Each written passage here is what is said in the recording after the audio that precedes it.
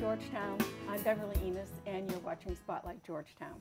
You can find us Fridays, Saturdays, and Sundays on your local cable station at 8 a.m. and 8 p.m.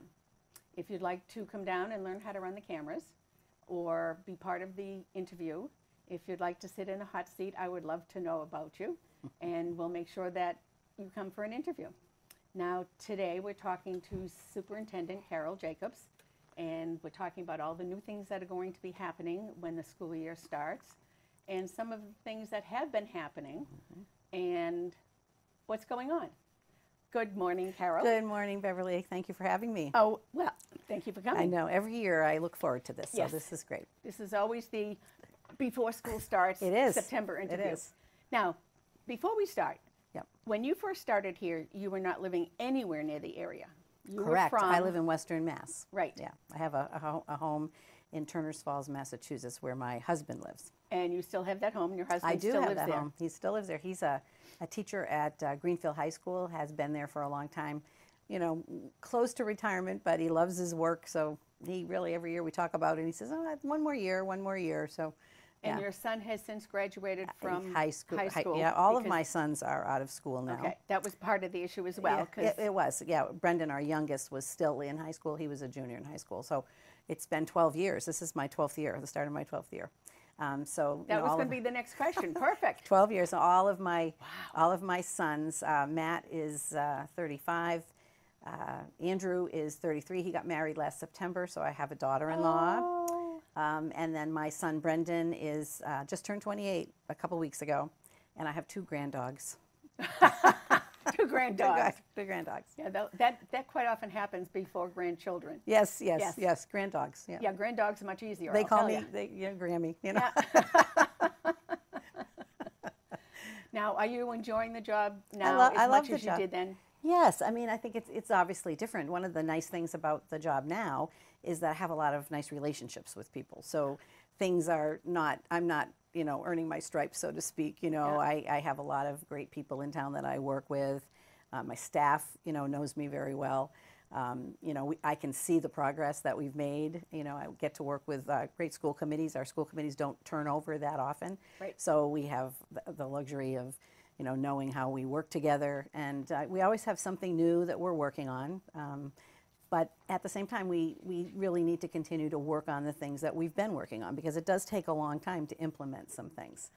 Now, one of the things that I've heard for the last few years, actually quite a few years, is that people are not afraid to call you up and say, Carol, what's going on? Or Well, Carol, I need to have your ear for a minute. Or can you explain this to me? Or how do I do this? They That's feel right. that you really have not an open door, but you've got an open telephone, Well, which is even better. I hope they feel that way. Yeah. You know, when I came here, you know, I said right away, you know, if I'm not going to live in the town, I mean, I do have a place I rent in a neighboring town, but if I'm not going to live in the town, then I need to be involved in the community as if I do. So, you know, very much connected to the community. I try to attend events in the community, whether or not I have a stake in it, just because I really believe that the schools are, you know, for the community, and the leader of the schools should be part of the community. So to that end, I do have, I'd call it an open door, and yes, an open, you know, phone. And I always try to help people. I listen. I'm good at that. But I also try to help direct people to where they do need to go. You know, because if I solve all the problems for everybody, I don't need everybody else. And I do try to respect the authority and responsibility of my administrators, because really they're hired to do their job. Oftentimes, you know, I'll ask people when they come to see me or they talk to me and say, well, what is it you're hoping will come out of this conversation? Because I could sit there for half an hour and they want one thing, and I'm coming up with great creative ideas and they're not buying it. So I always try to find out, you know, what can I do to help you? Yeah. And sometimes it's just giving them more information, giving them an avenue to go back to where they do need to go, and then working with whoever they want to talk to come up with a good solution. But yeah, I mean, I want to be, you know, someone that people know and respect and feel comfortable with. That's who I am. So part of the community, does that mean we're going to see you serving Thanksgiving dinner to the Oh seniors? yes, all the time. The Kiwanis do so many things in town, but one of the things they do really well for us is they support our Key Club and our Builders Club, which are Right. promoting leadership and service to our young people. So they have been giving to us, and it's something I like to do, community service work. So that's an organization that I believe in their mission, and so it's nothing for me to go and enjoy serving the pancake breakfast. I flip the eggs. I usually am on the egg machine, and then Thanksgiving dinner, I make the gravy. Actually, that's my job. In That's fact, your job? Yeah, and now that they've used the Pembroke kitchen, I have to stand on a stool to actually reach the pot on the stove, which is, of course, It is a lot taller more money. kitchen. It Yeah. is the tall kitchen. Yeah, so I do that because it gives me pleasure, to give back. But also, again, these are people that I've formed relationships with, and they're very, very helpful to me and the schools, which is what I'm always trying to do. I've been helping serve Yes, you have. that dinner since the very first year. Yeah, which is really great. Which is that is 20 some odd years and now. the Kiwanis guys, I'm happy for them. The people, who've been on it for a long time, don't know that they want to do it at the same level every single year. And there's new people coming on, young people that are excited about the mission. So I'm looking forward to continuing for as long as I'm here to be working with that group. So for anybody that's out there listening, if you want to do something for the town, Kiwanis is the place to be. Yeah, and I've They been really need the help, and They do. They are a wonderful organization. They're awesome.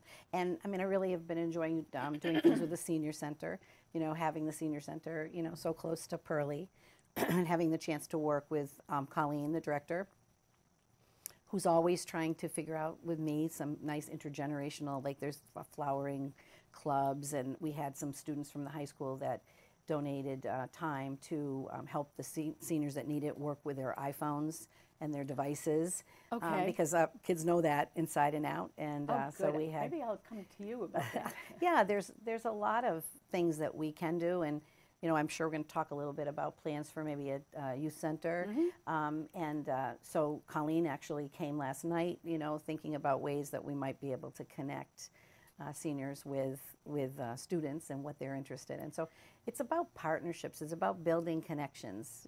For me, that's the schools are the center of the community in many ways. And Yeah. when we can partner with the police and the fire and the elderly, I mean, it just makes it better for everybody. Okay, let's pick one first. Let's go to the senior center. Okay. They have so many programs going on that they've almost outgrown the place Well, already. it's amazing. Colleen keeps very careful collection of numbers, and I know that the fitness things are extremely popular there. Terry Pilardi's doing quilting. Yeah. I mean, it's just a wonderful. It's hard to find place to The put your mat yeah, at the yeah, yoga I classes. know. Well, I told Colleen if that ends up being a problem for her, she's welcome to use the gym. We've agreed on yeah. some shared spaces, and that's really part of our partnership is to figure out, like we're talking about out back of the senior center. We had a big playground structure when the kindergarten and first grade students were in the school. Yes. Well, we donated that actually to Park and Rec because with their Oh, new good. field outside of, on East Main Street, it was going to probably get more use because now the kindergarten and first grade students are not there, but the preschool students use the preschool playground. Okay. So we donated that. So now we have like an empty spot. And so what we have determined is that it would be wonderful, again, with the youth center probably going in there, to work with, again, with partners to create 2 lighted basketball courts out there. And then I'm going to create a bocce court for Colleen's seniors, and then a shuffleboard. So everyone in the community would be able to use those things, but it will benefit the students and it will also benefit the seniors. So so the light department is actually going to light that for free for me. Peter Durkee's department is going to come and just level the grass just to make it all graded, level, and put an initial coat of hot top on it. Then we'll pay to have someone come in and do but our maintenance guys will paint the lines. Our electrician in the schools will work with the light department. So it's just figuring out, and so now we have the GAA who's very interested in working on that with us. The Camp Coy tournament folks are working with us on that. You know, so I think it's just, and the Board of Selectmen's very interested in that project, because again, these are all things that don't just benefit the schools, they benefit the town. We're grateful in the schools, and it's we all can, in together, team. right, and we can give back. It's all about team. Yeah. That's right. And using everybody's talents means it doesn't cost any Right. one person lots No, and lots and no. lots of money. No, we've done a lot of things in the with and for the community, you know, where our resources and the town's resources can come together and absolutely create a great product that's good for the town at a lesser cost. Yeah. FinCom is going to like it for the budget. Yes, they will like that, because there won't be any really budget costs for this. Most of this stuff is going to come, you know, from donations from groups that, you know, and everybody that you don't have may not need to have one group fund the whole thing, but if different groups come together with smaller amounts of money, you know, it probably is a $20,000 project after we take out all the labor and, you know, the freebies that we're going to get. I mean, and that, to think about having such a nice set of facilities, you know, at Pearlie that can benefit, you know, not just the people that are there every day, but, you know, the community as well. You know, it's short money, I think. Yeah. And you may find a lot of people, a lot of the adults using that. Oh, absolutely. I absolutely believe that we will use, because we also have, like, we often have our facilities, our gym facilities are used all the time, particularly, you know, starting after Thanksgiving, those winter months are used a lot. Not that we would use the outdoor courts for that, but at the same time, it's like just having more courts available, you know, is you know, I think it's just, you know, again, it's having, you know, having an idea, a shared vision with the town of what they want, and then figuring out, you know, timing is everything. Everything can't be done at the same time. But eventually what happens is it's the right time, and then people can come together. So when I look at what's been accomplished in the town, you know, even since I first went to the first strategic planning meeting here, I think the townspeople can be very proud and pleased, and maybe we should tell them more about exactly what has been accomplished, because it is quite remarkable. Now, Pembroke, to me, Pembroke is still the new school. Yeah, it is the new school. But how long has it actually been built? We opened it in September of 2015. Okay, so it's 3 years. So 3 years. Well, going on our fourth year, you know, in the new school. So how has Pembroke changed the education in Georgetown? The new Pembroke. Well, I think, you know, I mean, we were still gonna do the same kind of curriculum as we did at Pearlie and Pembroke. But what I do think has been helpful, one of the advantages, and the research talks about having longer grade spans, less transitions for students. So clearly now what happens is, right, from the first day of school, they have tea and tissues for the parents. The PTA supports that, and they have little muffins and little drinks, but it's really a chance for, you know, kindergarten parents to gather and, tea and tissues. I know, it's awesome. It's a great event. I always go. But thanks to the PTA, again, a wonderful partner, they put that on. But from that time on, you know, the parents are in that school all the way until the students leave 6th grade. So there are no transitions. So the advantages are that they know all the teachers know the families. They're, you know, everybody sort of, it's a continuum of study and learning, and it's more difficult when you have two schools because they really operate separately. Right. So I think the continuity of everything is better with the longer grade span. And the way the school is structured, the kindergarten is kind of in its own little spot, and then the other grades are stacked. But, you know, K and 1 are together. Say 1 and 2 are together, 3 and 4 are together, and 5 or 6 are together. So we have shared spaces, but I just feel like everybody, it's just the relationships are stronger. I think it's easier to connect and coordinate, and I just love it that the families, you know, belong there from kindergarten on. Much easier. Much easier in many ways. It was for my kids, or for me, when my kids were going through all the different. Yeah, and it's just a beautiful state-of-the-art building. Especially when one child was in one school and one child was in another. That's right. That's right. And this also gives the preschool a chance to be their own little preschool center, and they run a beautiful operation down there. They're in their wing, in their area. But I also think the Pembroke is just a beautiful facility. And so, you know, anytime you're in a beautiful facility, you know, it gives you a feeling of, it's a positive feeling. And I also think that you know, we've been able, through the building project, thankfully again to the MSBA and the town, we've been able to really put more technology in the school. So every classroom has a smart board. Grades 4, 5, and 6 have, you know, enough laptops or iPads to really use the computer. Yeah.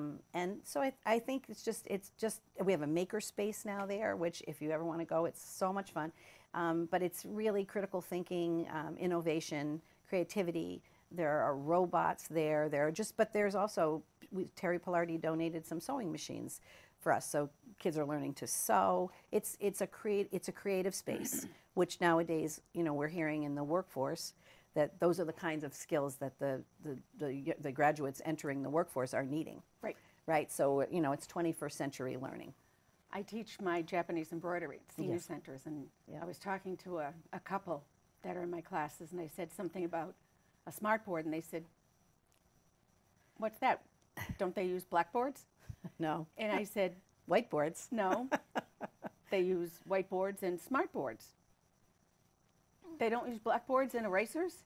No. We used to love to be the kid that erased the blackboard. And then put the sponge, put the chalk all over the side of the Right. building. Well, recently I was down in Amish country, so Oh. we did some touring in Amish country, and we were talking about that. And of course, Yeah. down there they still use blackboards. Yes, exactly. And so the No. whole conversation came up, and I was explaining to them.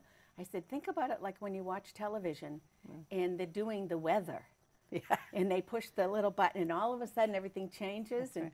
oh, I know. okay. I know. Well, it is funny, you know, whenever there's a reunion in town, oftentimes, Yeah, because I mine think was it's last year, because I and think it's a lot of spreading. us- I think it's spreading a of little us bit went that to the the school. superintendent will, you know, tour you.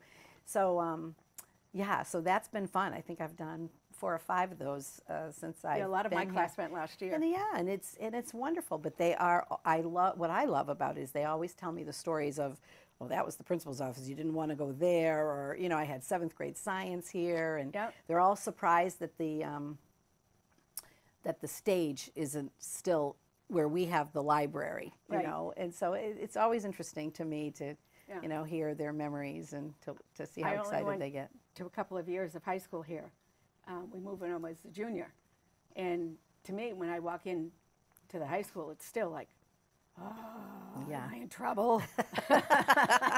And the high school renovations have been, you know, really great additions as well. The flow is better, you know, where we're using the classrooms, the way we can use the classrooms is more flexible. Don't have to walk outside to Don't, the gym. don't have to that. I was actually, we're going to talk, I'm sure, in a minute about the new principal at the middle high school, but he was going through old yearbooks, Yeah. and he said he's been really enjoying people talking about, you know, I should things go down that and have talk been to him. You should, you should. Yeah, I think you would really like talking with him, and he's very anxious to meet people from the community. He's really excited about that. So, on to the new. On to the new. I imagine it's been a really busy summer. It has been, yeah. Every summer is busy, though. It is. What's coming up? What's new? What's different? Well, I think just to start with a little bit of what we've been working on this summer. You know, obviously there's the new hires, which, you know, is always a pleasure for me because before we hire them, I have an opportunity to interview them and meet them and talk about the vision for the school. And you know, arguably the principals do an amazing job of finding the right people for it. So it's really a pleasure. And we'll welcome all of those new teachers to an orientation that's just set for them on the 28th and the 29th because we're starting school after Labor Day this year. Really? We are, because wow. generally speaking, this is kind of how it's gone in the last decade, I think, is generally if Labor Day is on the 1st, 2nd, or 3rd, we go after. And if it's on the 5th, 6th, or 7th, we go before. And then the 4th, which was last year, we ended up going before as well. But anyway, you know, we've been very busy this summer with a couple of things that have added.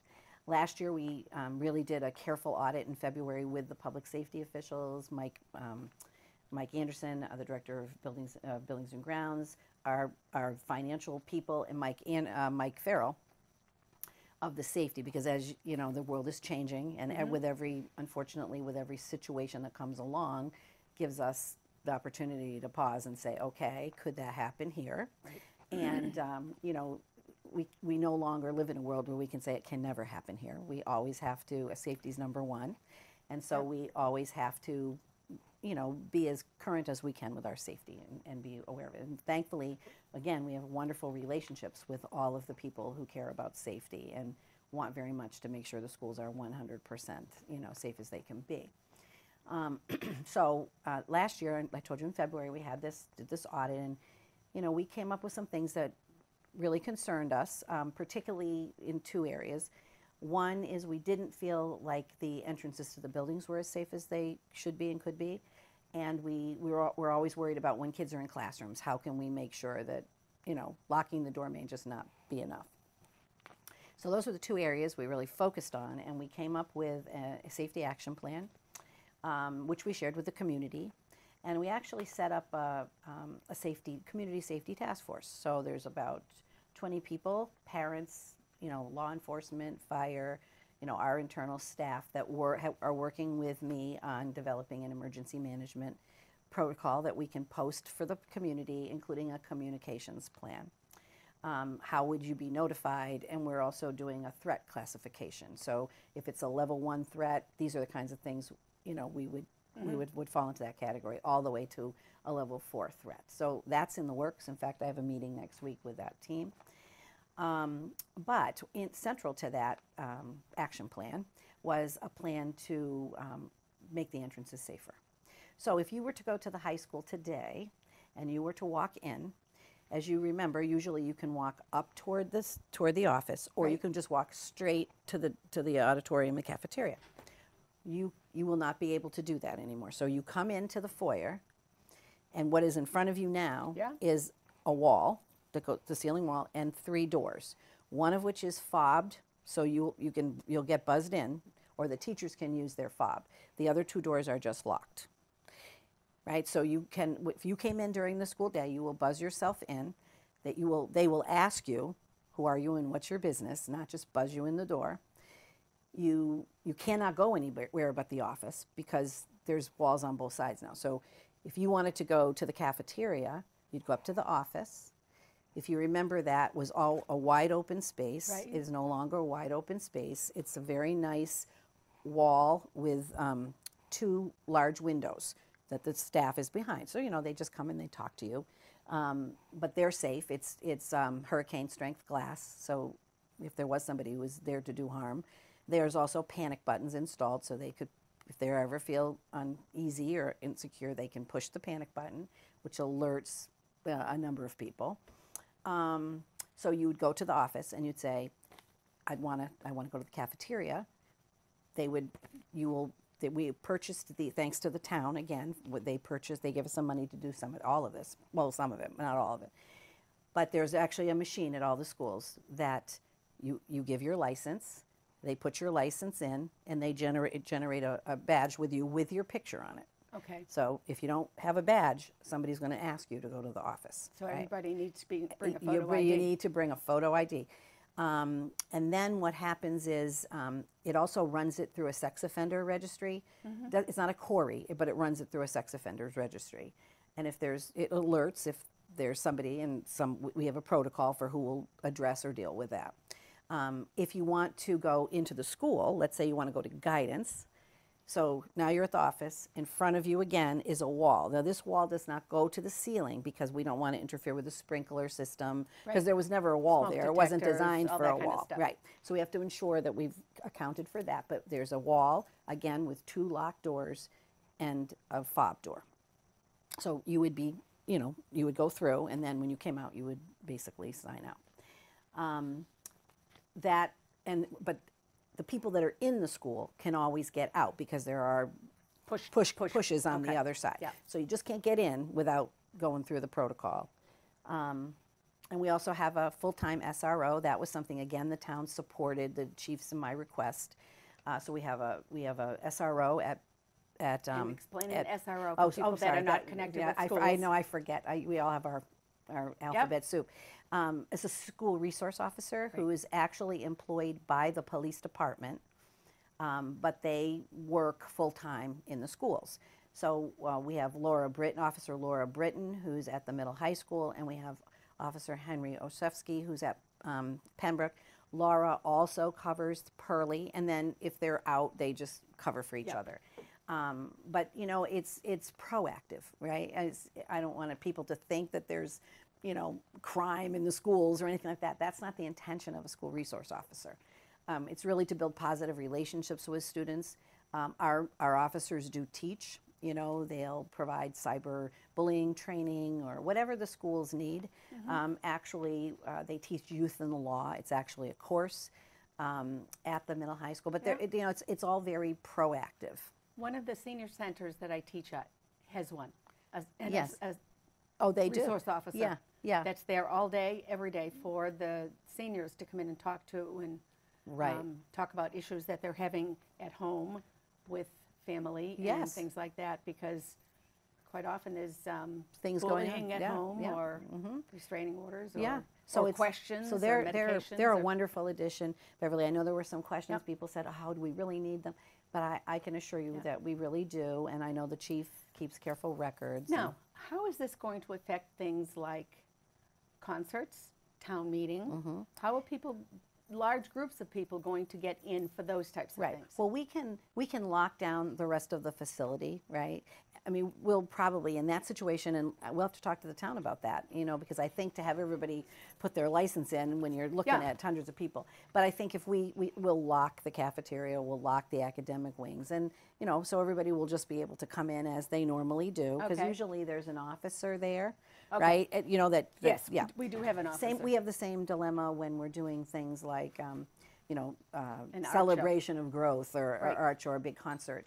We can lock down all the areas, and then if it's during the day, we just have the SRO stand in the lobby. So it's Okay. a presence. And then the other quick security thing is at Pearly, you know, there's two entrances to Pearly. So Right. so we lock the front door. And basically what we're now doing is we're directing all the traffic to the kiosk, because we've moved the office down there so that those windows the secretary can see. And to keep her safe, you basically would just go into the door. That door is going to stay locked, but we now have built another window. And then there's double doors going into the preschool. Those are locked and fobbed. So again, she fobs you in, she buzzes you in, or if it's a teacher, they have a fob. Same thing happens going up to me. So if you were coming in the kiosk and you wanted to go to see me, Okay. those doors are locked. She buzzes you in. So no one should be in that area that hasn't gone through the process of putting their license in and have a visitor's badge. So those are for visitors. How do the kids get in? The kids will come in the morning right through the kiosk. The Okay. preschool kids always come into the kiosk. All right, so the kids don't have to get, No, the kids. ID'd or- No. None of the kids have to get IDs. Okay. No, I mean all the staff in the schools wear an ID badge. Okay. That identifies them. And the kids have IDs, but we aren't requiring them necessarily to wear right, them. so that's so not- so there's a lot of. I think people will feel safer. I am holding a meet and greet for the new principal on Wednesday. I think it's Wednesday, August 29th. The reception for him, our food service director is going to put together some little snacks, and that'll be from 6 to 6:30. And then if anybody from the community wants to get updates on these safety, you know, the expectations and the safety protocols, we're just going to, from 6:30 to 7:30, we're just going to have a session where people can find out about it and do Q&A. And I have to try to reach Charlie, because if he can video, I would video that. yeah, that would be, Yeah, that yeah. would work out well. Yeah. So let's go into the other new thing, the youth center. Yes, the youth center. So that's something, you know, years ago, you know, I think I always have a plan. Years ago, when we were trying to decide about the grade configuration, was I going to recommend a change or not? People were very concerned about, oh, there's going to be all this space at Pearly now. What the heck are you going to do with it? I said, no, don't worry about it. There's not going to be extra space at Pearly. Because I knew there were two segments of the community that were underserved in terms of a Right. place to gather. One of them was the youth, and the other was the seniors. It was the right thing to do to promote a senior center, development of a senior center, and that's Right. working just as we had planned. Wonderfully. I moved the central office administrators, because they were sprinkled out in the schools, into the center of Pearly, and then preschool has their area. Upstairs is where the curriculum director has his office, but we anticipated him and the technology guys were going to need that space. So I've watched it now for a couple of years, and we just recently last year did a survey of our students in grades 6 through 12, a youth risk behavior survey, and one of the things that came out clearly in the data is that they didn't always feel supported with the community, and they didn't have a place that was theirs. So again, timing is everything, right? So I started looking upstairs and said, you know what, the preschool library, which is up there now, can be moved to the preschool because it really is out of the way for them. The technology department is now working in different locations, so that's just really surplus stuff that's sitting up there. And the curriculum director, and when we do open that upstairs space to the fire and the police department and everybody who does training during the day, which has been a great resource for them, that won't change because the kids won't be there during the day. Right. The teens will be in school. The teens will be in school. So I started to say, you know what? Why don't we? And then had this little basketball thing planned. I'm like, you know what? Why don't we at least look at the Pearlie location? A, it's central. B, it's near the fields. They can go over and play on the turf field. That's open all the time. You know, near Dunkin' Donuts. I mean, there's the center of town, right? And it would be their space. So last night I was so excited. We put out a call for anybody, youth that wanted to come and talk to us about the space. So we had 35 kids that came, gave up a summer night. PTA provided salad and pizza and cookies and things for kids. And then we basically ran a session for them. We got lots and lots of great ideas because it doesn't do us any good to create a space that the kids don't want to come to. So, True. Right? So come and tell us, and this won't be the only time kids have that opportunity, but you know, we're really looking to engage them in, and then what we'll do is we'll go out and say, okay, we need comfy couches. We'll put out, you know, to the community, here are the things we want for the senior center. We need board games. We need, you know, televisions. We need, you know, whatever it is that we need to do to create the space that the kids are looking for. So that's very exciting. So this is the right time for the kids, is how I'm looking at it. Yeah, we tried a teen center, eons ago on the corner of North Street and something of the church. Oh, it was an old church. Somebody told me that they had previously funded a position. So that's the one thing we're going to need to talk about. And it didn't go, so they sold the church to people as a home. Yeah. So I think, you know, now kids need more time. I mean, it was very interesting to me because... And this will be much more organized. Oh, and yeah. they'll have those basketball courts. Well, exactly. Well, I think the interesting thing to me was listening, because one of the things we asked them is, well, how often would you want this to be open? You know, thinking maybe, you know, a couple of days a week. They're like, all summer, you know, 10 to 5, you know, Friday nights later to like 10, every day from 2:15 to, you know, 7:30. So obviously we'd have to think about how we'd staff that. But we're talking, they like it. We talked about giving high school kids community service during middle school hours, you know, as a way to sort of, not to oversee them, but to engage, you know, be mentors. They would love to have some college interns, you know, who are going into maybe the recreation field and want to volunteer or donate some hours. I'm sure we could do all kinds of, because this project has really garnered the support of all aspects of the community. I can imagine. So Park and Rec, you know, they don't have a home. Maybe this can be a home for them. Maybe their staff can work with our kids, right? So I know the librarian is very interested and has done some work in a teen room there, you know. She wants to be very engaged. PTA, GEF, you know, I've got all kinds of people Scout saying. projects. Everybody's saying to me, what can I do? What can I do? So I think it's going to be a success. You know, I think this is the right time for it. And, you know, we want the kids to have a place. We want them to, you know, be in a place where they can engage in healthy behaviors and can be role models for each other. And I'm really excited about it. Where they don't have to hang out downtown. Right. It's a place to hang out, because that's one thing you hear from them is, or you'll hear all these parties. Well, okay, you're not going to be partying here, but there's some things that you can do. Yeah. You know, I'm sure we can create a game room where they can do ping pong. I mean, there's all kinds of things. Plus, you know. It's a way to teach them there are other ways, other kinds of partying. Right. So, you know, I showed them the space, and there's there's a big space. There's actually 4 spaces. The bathrooms are up there, so that's all self-contained. And, you know, we might be able to create an art space for them where we take the carpet off the ground. Obviously, we would want to put tile down for something like that. we might be able to use the stage, because the group that I engage with from the community, who's really fun and they're nice to work with, they actually have plays 3 times a year. But there could be other times where, you know, the kids could, you know, present a drama presentation, or, you know, have pickup games in the gym. I feel like it's I feel like it's the right time. Yeah. And with this level of community support, I feel really optimistic. I mean, when we put our maker spaces together, we put out a Sign Up Genius, and we got all kinds of donations. You know, there are places you can go that they give things away. You know, you're not talking about fancy stuff, except for the robotics, definitely. But the light department supported us on buying a whole bunch of things for circuitry, you know, that we use in our maker spaces. So again, I think there's just been, this community is so wonderful. It is. For that. It is. They are. But having nice relationships helps a little too, right? Yeah. Because we're not asking for something that we're not going to put to good use. And Georgetown is one of those towns. It's not a city, but it's one of those towns that everybody knows somebody. Yes, and exactly. everyone is related to somebody. Yes, that's right. So that's right. If you don't know what to do, you can call Mary Jane, and her uncle's cousin Right. will know someone to do it. That's right. Exactly.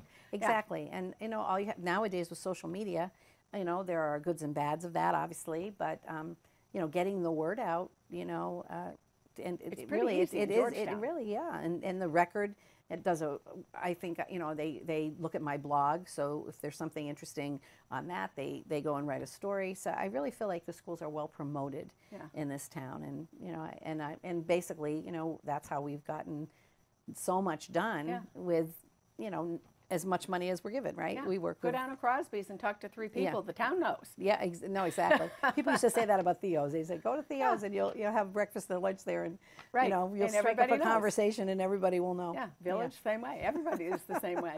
But that's just the uniqueness and the specialness of a small town. It is, very much so. Yeah. Is there anything that we have missed that you want to talk about? Well, you know, I think I would just highlight, we do have new administration at the middle high school. Oh, yes. Yes, so Peter Lucia, who, you know, is such a wonderful friend and colleague to me. I'm going to personally miss him a lot. You know, Peter was in Georgetown for 15 years, and, you know, obviously, you know, I worked with him for my whole time here. But he retired this past year with 37 years in education. How can people do that to you? Well, yeah, exactly. But, you know, I mean, people come and people go. I mean, I'm fortunate because I think we create good working conditions in the school, and people love the kids, and it's a nice work environment. That we don't get as much turnover as some do. Yeah. My administrative team is pretty solid, and I've got some phenomenal people. I mean, I just can't say enough about our team. And I've been lucky ever since I've been here to have the chance to work with really wonderful So we have a people. new But principal. the new principal is Dan Richards. Dan, I'm thrilled because Dan has been an administrator. Well, he spent most of his time in the Belmont Public Schools. He started his career as a teacher, but he was an assistant principal for many years, and now he's the principal here. But he was the principal at Belmont High School, a much bigger school, like 1,300 student school. And you know, it's not really Dan's match if if he's honest. He also relocated to Beverly several years ago, and that's quite a commute. Okay. So this was perfect timing for him, and he wanted to work in a smaller environment because he is about relationships, and you know, he wants to know the kids by name. He wants to have close working relationships and partnerships with the town. Plans in Belmont were to actually merge the middle school with the high school and have a 2,300 student school. And at that point, he said, you know what, I need to look. Dan is a veteran principal, and you know, he's just going to bring something very special, I think, to the community. Came in July, you know, hit the ground running. You know, obviously made some changes right away to the office. Like, his office is very warm and welcoming. It's just a completely different look and feel. He's been, you know, meeting with everybody that he can meet with, and I'm just very optimistic. One of the first things he had to do, which is difficult when you don't know anybody, was to hire assistant principal. Heidi Monjo, who grew up in Georgetown, went to the Georgetown schools, Really? decided to move on, somewhat dictated by the fact that her daughter is going to be coming up to the middle school. It's very hard when you're the disciplinarian and your daughter's there. So, I think Heidi was thinking ahead and said, maybe it's time. So she is actually going to be doing a similar position in Triton, and we'll miss her energy and her enthusiasm and positive can-do attitude. So Dan had to hire a new assistant. He hired wonderful, again, experienced administrator, Maria Lyson, who is coming from the Gloucester Public Schools. Again, she moved to West Newbury. Nice and she close. She saw the job. And so, yeah, so really, it's going to be a great year, Beverly. There's a lot of exciting things happening. I'll have new people to interview. And you'll have new people to interview. Yes, I will definitely like that. And if at any point you would like to come, by the school and see, see the changes, please come. I will. I'll be coming. Really love that. And I'll bring my license. We did post it. We did post the progress of the security things on our website under security updates. So if people haven't, taken a look at that, they should definitely do that. And we'll make sure we do that on this, yeah, after this interview as well. I'll keep writing my blog and tweeting and posting because, there's a lot of positive things that, we really need to feature. And we'll catch up with you in a couple of months. That would be great. I would see how all of this goes. I would love to come back. Okay. Thank you so much. Thank you, Carol. It's always great. Good to see you. Good to see you. So, we have talked to Carol Jacobs, and we are looking forward to all the new changes in the Georgetown school system and all the things that are going on. I'm Beverly Enos. You're watching Spotlight Georgetown, Fridays, Saturdays, and Sundays, 8 a.m. and 8 p.m. Thank you for joining us. Bye for now.